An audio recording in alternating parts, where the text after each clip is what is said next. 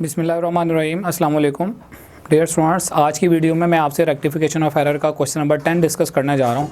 इससे पहले मैंने हर क्वेश्चन को जो है वो डिटेल से डिस्कस किया है और उनकी वीडियोस भी अवेलेबल हैं। जो स्टूडेंट्स जो है वो अब इस वीडियो को देख रहे हैं, फर्स्ट टाइम इस चैप्टर की वीडियो को देख रहे हैं, उन्हें चाहिए कि वो बेसिक की वीडियो देखें जिसमें मैंने कंप्लीट बताया हुआ है कि आप इस चैप्टर के कॉन्सेप्ट्स को जो है वो क्या किस तरह से कॉन्सेप्ट्स आ रहे हैं, क्या रूल्स होंगे, क्या रिक्वायरमेंट है, चैप्टर क्यों पढ़ने जा रहे हैं।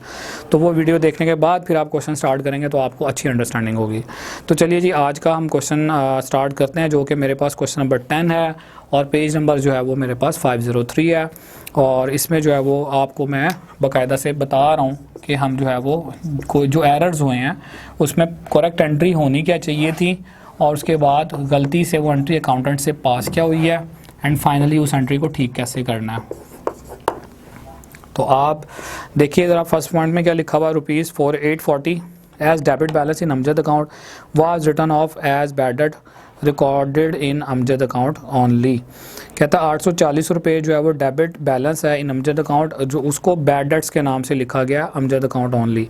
तो आप यहाँ पर करेंगे क्या, यहाँ पर आपने 840 से डेबिट बैलेंस था अमजद के अकाउंट में, ठीक है, यानी अमजद अकाउंट में डेबिट होना था।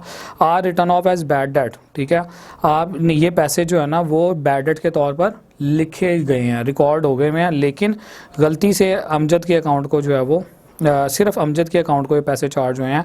तो आप इसकी एंट्री क्या पास करेंगे, यहाँ पर इसके लिए आपने बैड डेट्स को डेबिट करना है। करेक्ट एंट्री जो आएगी और अमाउंट जो आ रही है वो है 840। तो बैड डेट्स एक्सपेंस होता है, इसको डेबिट करेंगे। वो पैसे जो नहीं मिलते कस्टमर से उनको हम बैड डेट्स कहते हैं। तो bad debts to Amjad entry pass होनी चाहिए थी। कहता है लेकिन ये जो अमाउंट है ये सिर्फ अमजद के अकाउंट में रिकॉर्ड हुई है, तो इट मीन्स कि अमजद को 840 से क्रेडिट किया, डेबिट साइड पर कुछ भी नहीं लिखा, रॉन्ग एंट्री। असल में वो एंट्री होती है जो अकाउंटेंट से पास हुई होती है। तो डेबिट साइड पे हम इक्वल करने के लिए, ताकि दोनों साइड बराबर आ जाएं, सस्पेंस अकाउंट डालेंगे। सस्पेंस डेबिट है, इसको रेक्टिफाई में राइट ऑफ करेंगे 840 से, और डेबिट साइड पर जो अकाउंट नहीं लिखा गया था उसको आप लिखेंगे, ठीक है। तो बैड डेट्स अकाउंट 840 से आ जाएगा। अब इस इक्वेशन को अगर हम देखें, ये रॉन्ग प्लस रेक्टिफाइड, ये हमारी बनती है राइट हैंड साइड, सॉरी, ठीक है। तो राइट हैंड साइड जो है वो इक्वल है हमारी होनी चाहिए लेफ्ट हैंड साइड के। तो यहाँ पर सस्पेंस डेबिट और क्रेडिट अगर मैं कैंसिल कर दूँ तो इधर बैड डेट्स टू अमजद बनता है, जो कि यहाँ पर भी है। तो इसी तरह से फिर अब देखिए, अब नेक्स्ट पॉइंट लिखा हुआ ₹2000 paid for college fees for proprietor son were charge to trade expense account. 2000 रुपये कॉलेज की फ़ीस का पे किया। तो ऑनर अगर पैसे लेकर जा रहा है अपने बिजनेस में से पर्सनल यूज़ के लिए, तो उसको आपने ड्राइंग का नाम देना, कॉलेज फ़ीस वगैरह का नाम नहीं आएगा। 2000 से एंट्री पास होगी। ड्राइंग हमेशा डेबिट होती है, तो ड्राइंग ने डेबिट होना है और कैश ने क्रेडिट होना है। लेकिन गलती क्या हुई, यहाँ पर क्वेश्चन में लिखा हुआ है कि चार्ज कर दिए हैं पैसे ट्रेड एक्सपेंस को। तो आपने, यानी ट्रेड एक्सपेंस का मतलब वो अकाउंट जिसमें आप ट्रेड के एक्सपेंसेस लिखते हो, अपने बिजनेस की तिजारत के एक्सपेंसेस लिखने हैं।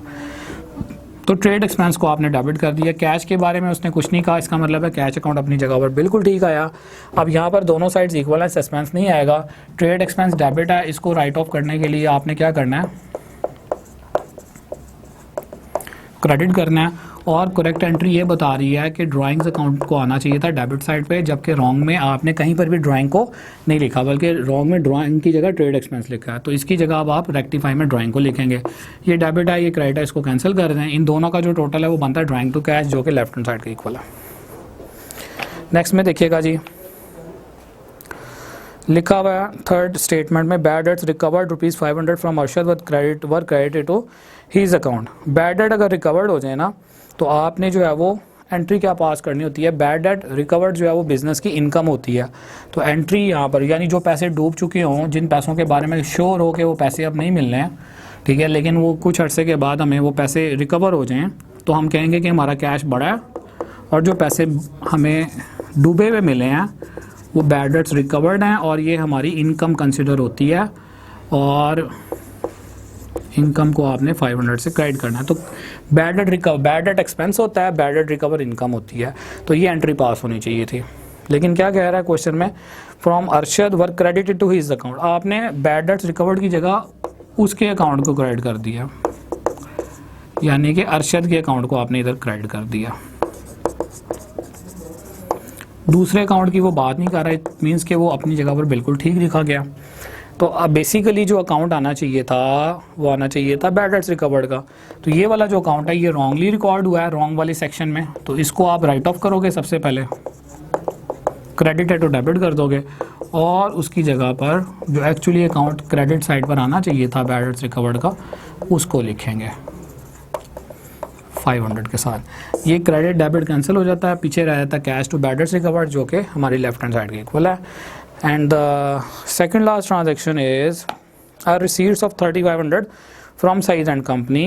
कहता है रिसीट का मतलब होता है पैसों का मिलना, तो पैसे मिले हैं सईद एंड कंपनी से 3500। तो कैश आपके पास इट मीन्स कि उनकी तरफ से आ रहा है सईद एंड कंपनी, आपने उनसे पैसे लेने होंगे, आपको उनसे पैसे मिल रहे हैं, और कैश अगर आ रहा है तो सईद एंड कंपनी को आपने क्या करना है जी, क्रेडिट करना है। ये आपके डेटर थे, पैसे जब हमें डेटर से मिल जाते हैं तो हम उनके अकाउंट को कम करने के लिए क्रेडिट करते हैं, तो ये एंट्री होनी चाहिए थी। लेकिन हुआ क्या, was credited to their account 5300। हमने उनके अकाउंट की तरफ बात हो रही है, यानी सईद एंड कंपनी की बात हो रही है। इट मीन्स कि कैश का अकाउंट बिल्कुल ठीक लिखा गया और सईद एंड कंपनी के अकाउंट को 5300 से लिख दिया। ठीक है, ये थोड़ा सा मैं नीचे करके लिख देता हूँ, स्पेस कम है। अब रॉन्ग एंट्री में हमने करना क्या होता है, सिर्फ और सिर्फ साइड्स इक्वल करते हैं। ऑल दो कि हमें पता है कि गलत लिखा गया, लेकिन रॉन्ग में सिर्फ बैलेंस को इक्वल करते हैं। अब क्रेडिट साइड पर 5300 है, डेबिट साइड पर 3500 है। अब इक्वल करते हैं, हम देखेंगे कि डेबिट साइड पर और अमाउंट कितनी शॉर्ट है ताकि ये दोनों साइड्स बराबर हो जाएं और डबल एंट्री की रिक्वायरमेंट जो है वो पूरी हो जाए। तो मैंने 5300 में से 3500 माइनस करना है, तो 1800 जो है ना डेबिट साइड पर शॉर्ट है।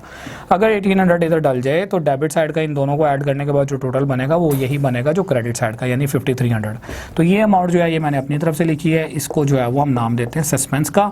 रेक्टिफाई में क्या करते हैं, ये टेम्परेरी अकाउंट होता है, सिर्फ साइड्स को इक्वल करने के लिए आता है। सबसे पहला काम हम क्या करते हैं, इस अकाउंट को राइट ऑफ करते हैं, डेबिट है तो क्रेडिट कर देंगे, और उसके बाद क्या करेंगे, सही कैश अकाउंट डेबिट है, रॉन्ग में भी डेबिट है और अमाउंट भी बिल्कुल ठीक है।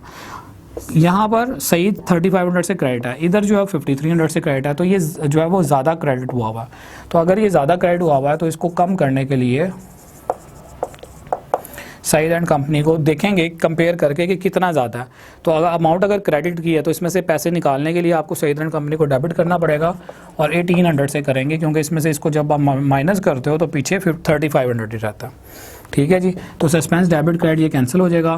कैश लिखा हुआ है, इन दोनों को जब मर्ज करते हो तो एंडिंग बैलेंस जो है वो आपका 3500 आता है, जो कि लेफ्ट हैंड साइड के इक्वल है।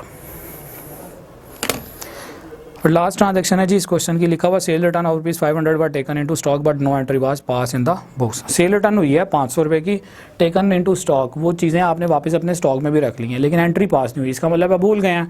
तो ये एरर ऑफ ओमिशन वाला पॉइंट है, इसकी करेक्ट और रॉन्ग एंट्री पास नहीं होगी, इसकी डायरेक्ट आप रेक्टिफाई एंट्री पास करेंगे, जिसमें आप सेल रिटर्न को डेबिट करेंगे और कस्टमर को, यानी कंप्लीट एंट्री आप भूल गए हो, और पर्सन का अगर नाम ना दिया हो आपने कस्टमर का वर्ड लिखना है, और क्रेडिट ट्रांजैक्शन इसको ट्रीट करते हुए कस्टमर को डेटर कंसिडर करते हुए क्रेडिट करना है, और सेल्स रिटर्न को 500 से डेबिट करना है। तो ये थी स्टूडेंट्स, ये था हमारा लास्ट पॉइंट इस क्वेश्चन का। आई होप कि आपको ये क्वेश्चन समझ में आया होगा। इस क्वेश्चन की, इस चैप्टर की प्रैक्टिस करें, कोई भी पॉइंट्स होते हैं अपने कमेंट्स में लिखें, इंशाल्लाह मैं उनका जवाब दूंगा। और आपको उम्मीद है कि इस चैप्टर की जो है वो तमाम क्वेश्चन समझ में आए होंगे, और इसकी बेसिक भी जो है वो आपको पता लगी होगी। पेपर के लिहाज से इंपॉर्टेंट है, इसकी थ्योरी भी इंपॉर्टेंट है, तो इसकी ज़रूर अपने एंड पर भरपूर प्रैक्टिस कीजिएगा। नेक्स्ट चैप्टर के जो है वो स्टार्ट होने तक के लिए मुझे आप इजाज़त दें। इंशाल्लाह ताला आपसे नेक्स्ट चैप्टर की स्टार्टिंग में मुलाकात होगी। अल्लाह हाफ़िज़।